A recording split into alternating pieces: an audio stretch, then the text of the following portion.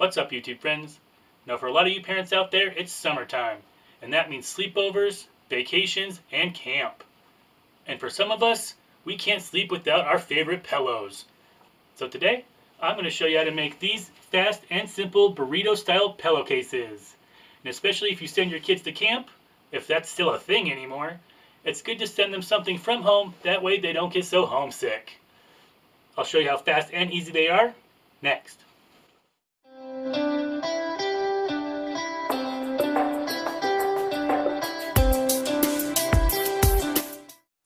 So the things you're going to need to make these easy pillowcases are a piece of fabric that measures 28 inches wide by the width on the bolt. And this is going to be the main part of our pillowcase. You're also going to need a piece of fabric that measures 10 inches wide by the width on the bolt, and this will be the cuff of our pillowcase. And also a 2-inch piece of fabric by the width on the bolt, and this will be our little accent piece. Now I like to use a print for the main body part and a print for the cuff, and then just a solid for the accent piece. You could go ahead and use another print, but I just think it's too many prints. Now I got most of this fabric at my local Walmart, and they were having a fabric sale. A lot of the fabrics were $1 a yard, so of course, I stocked up.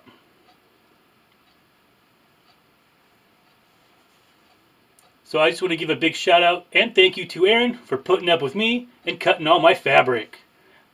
Now along with my fabric, I'm also going to be using some wonder clips, my pins, iron and ironing board, and of course my sewing machine with matching thread. Today I'll just be using a cream color. So let's get started. So the first thing I'm going to do is take my accent piece. It's my 2-inch strip. I'm going to fold it in half the long way and give it a press.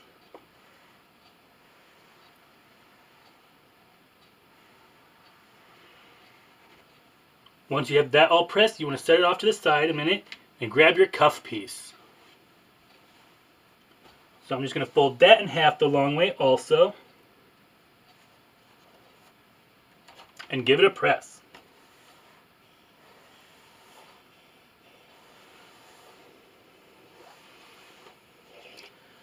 So now I'm just going to take my cuff piece, I'm going to open it up, and I'm going to lay it so that the right side is facing up.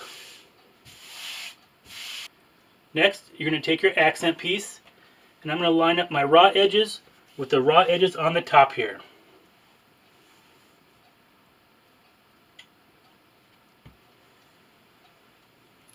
And just so nothing moves, I'm going to use my wonder clips.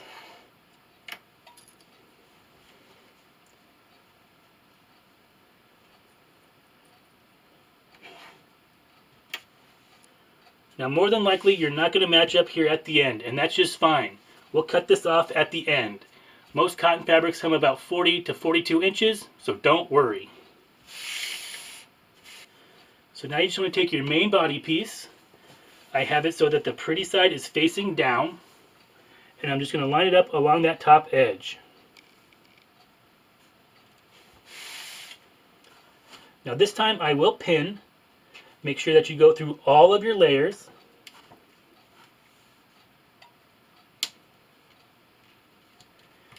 And when you have it nice and pinned, remove your clip.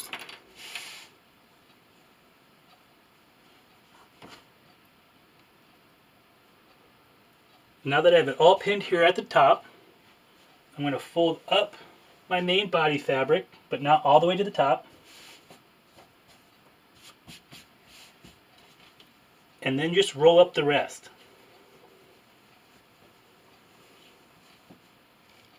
Just like that. Now this is our cuff piece. I'm going to bring this up, line it up with that top edge, and then just repin.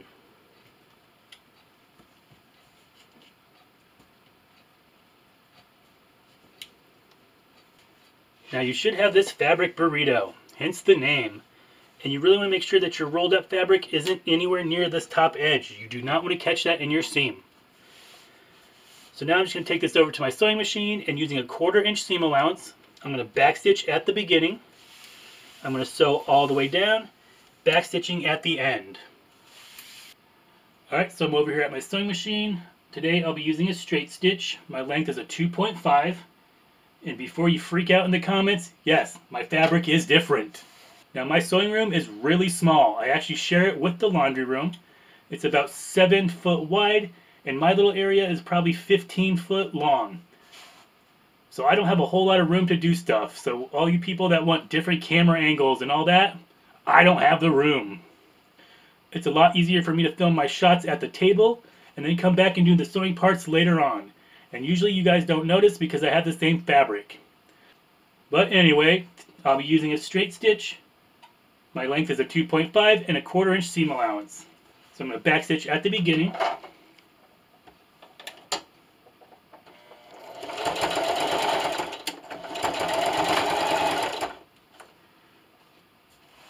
And just keep sewing.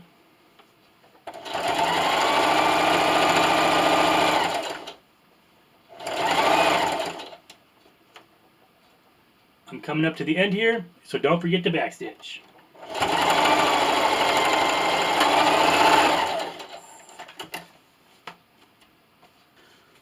Alright guys, so I sewed my seam all the way down. So now you just want to grab your little roll up part here, and we're going to flip this right side out.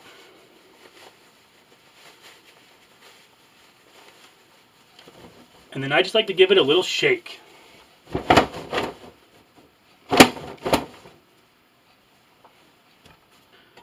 So now we just want to press our cuff. So I like to start from the back. So I'm just going to sweep my iron up right here at that seam. And you don't have to worry about this top just yet. Now you just want to flip it over to the right side. And we're going to press this side also. We want our little accent piece facing down. So what I like to do is just take my hand, kind of push everything back, and then iron. And this time I'm going all the way up to the top.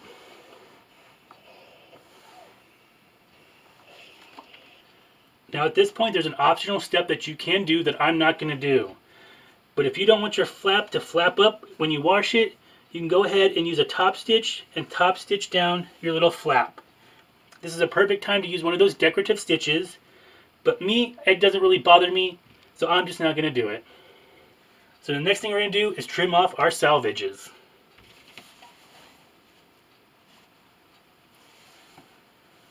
So I'm just going to fold it in half. So I just lined up the top of my cuff with the bottom of the pillowcase. So then I just lined up the fold with one of the lines on my grid. So with my ruler, I'm going to come in until I get all the salvage. Now on this side, the orange salvage comes in the farthest. So I'm just going to line up my ruler till I'm just past that salvage and hack it off.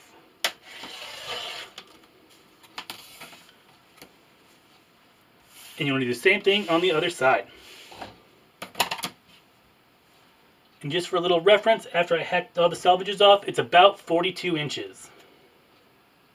So now we just need to sew our side seam and our bottom seam. And our pillowcase is done. And there's a couple of different ways that you could do this. Now you could just fold it in half with the right sides touching. And with a 1/4 inch seam allowance, you want to start at the beginning, backstitch, sew all the way down the bottom, across the side, and backstitching at your end. Then, with your pinking shears, come along and snip the edges just to make sure nothing frays. Now that would be the easiest way to do it. If you don't have pinking shears, you could take this back over to your sewing machine, and with a zigzag stitch, you want to encase the raw edges. That'll keep it from fraying also. And if you're lucky enough to have a serger, just go ahead and serge. But today, I'm going to use a French seam. It really doesn't take that much more time. There will be no raw edges anywhere. And when you tell people that you used a French seam, they're going to be like, ooh la la, you so fancy. So in order to do that, I'm going to open up my pillowcase again, and I'm going to fold it so that the wrong sides are touching.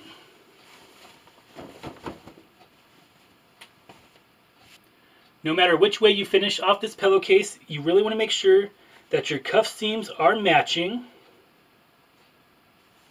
And stick a pin. And right here at the top, you want that to line up perfect also. So I'm going to throw a pin.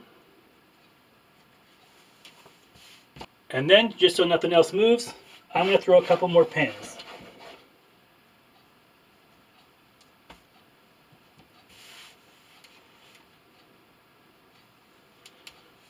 So now, I'm just going to take this over to my sewing machine, and using a 1/4 inch seam allowance, I'm going to backstitch at the beginning.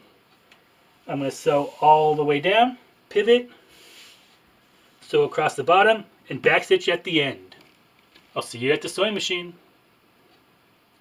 Alright, so I'm still using that straight stitch. My length is still at 2.5, and I'm using that same 1/4 inch seam allowance. So don't forget to backstitch at the beginning.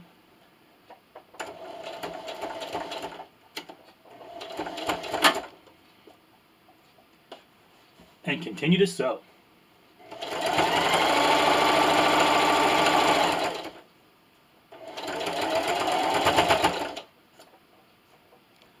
Alright, so I'm coming up to my corner. I'm going to stop a 1/4 inch away. I'm going to stop with my needle down, raise my presser foot, and spin. And then just sew.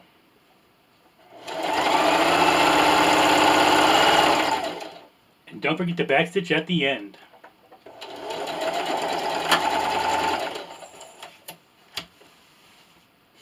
So I sewed my side seam and my bottom. Now I'm just going to take my pinking shears and I'm going to pink that edge.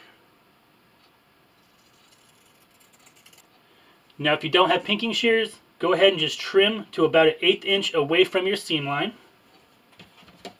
I'm also going to clip my corners at the bottom. You just want to make sure that you don't go through your threads. Next, you're going to want to turn your pillowcase inside out.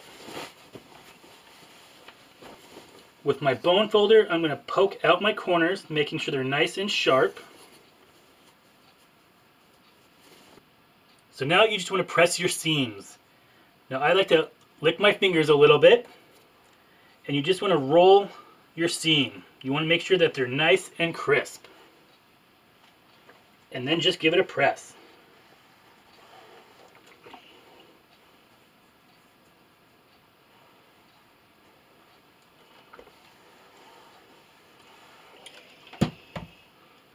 Now the final step is we're going to take this back over to our sewing machine, and using a fat 1/4 inch seam allowance, I'll probably even use a 3/8 inch seam allowance. I'm going to backstitch at the beginning. I'm going to sew down the bottom, pivot, and sew down that side seam, backstitching at the end. See you at the sewing machine.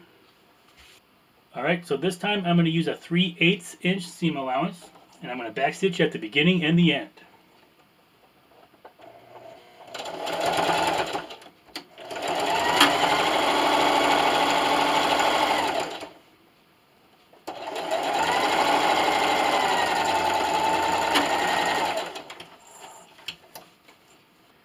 And just that fast and easy, your pillowcase is done.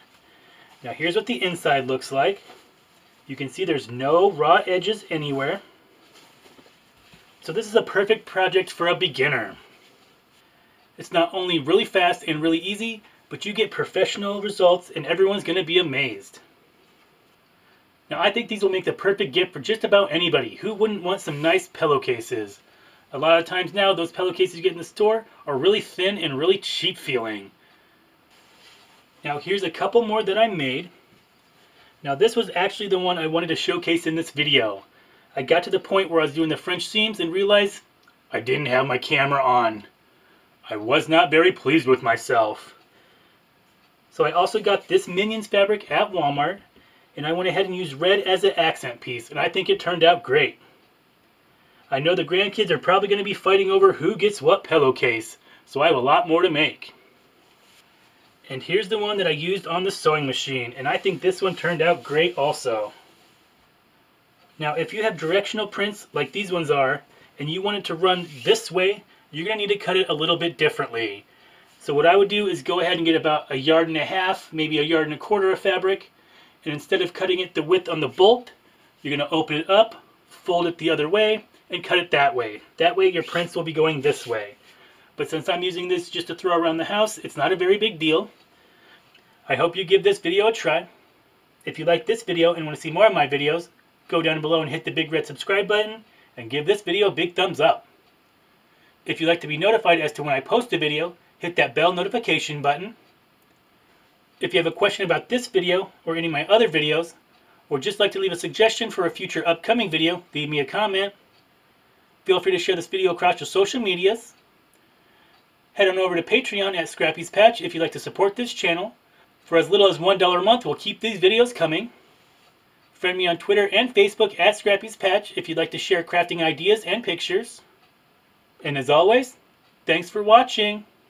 Happy sewing, and I'll see you next time.